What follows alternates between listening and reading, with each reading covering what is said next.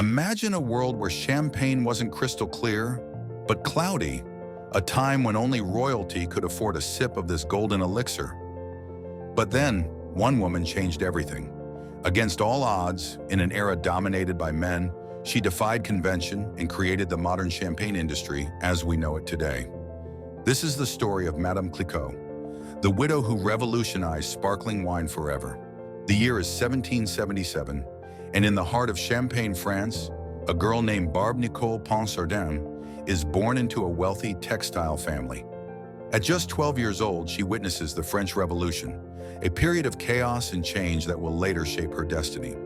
But despite her privileged upbringing, young Barbe Nicole was not like the other girls of high society. She was ambitious, curious, and above all, fearless. At 21, she marries François Clicquot, the son of a successful wine merchant. Together, they dream of turning his family's small champagne house into a global empire. But fate has other plans.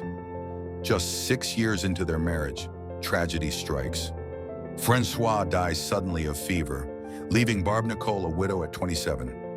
In a time when women had no place in business, the world expected her to step aside, but she refused. Instead of selling the company, Madame Clicquot took control, something unheard of in 19th century France. But there was a problem. The champagne industry was struggling. The wines were cloudy, inconsistent, and difficult to transport. She needed an edge, something that would set her apart. Her first move? She perfected the art of clarity. With the help of her cellar master, she invented the riddling table, a revolutionary technique that allowed sediment to settle and be removed, leaving behind the crystal-clear champagne we know today. At the time, this was top-secret knowledge, a game-changing innovation that gave her wines an unmatched elegance. But that wasn't enough. Madame Clicquot wanted more than just clarity. She wanted perfection. She pioneered vintage champagne, selecting the best grapes from a single year rather than blending multiple harvests. This was unheard of, but it elevated the prestige of her wines to a whole new level. But business was tough. Napoleon's wars had brought European trade to a halt, and an embargo prevented French goods from reaching Russia, one of the biggest champagne markets.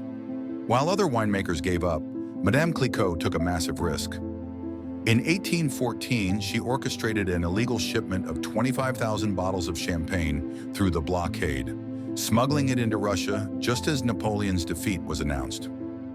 The timing was perfect. The Russian aristocracy was desperate to celebrate, and they fell in love with her champagne. Tsar Alexander I himself declared it his favorite, making Veuve Clicquot the most sought-after champagne in Europe. By the time Madame Clicquot retired, her empire was producing over 750,000 bottles per year, cementing her as the first true businesswoman in the world of wine. She became known as La Grande Dame de Champagne, a title that still defines Veuve Clicquot today. Her legacy lives on, not just in her iconic yellow label, but in the very techniques that every champagne house still uses today.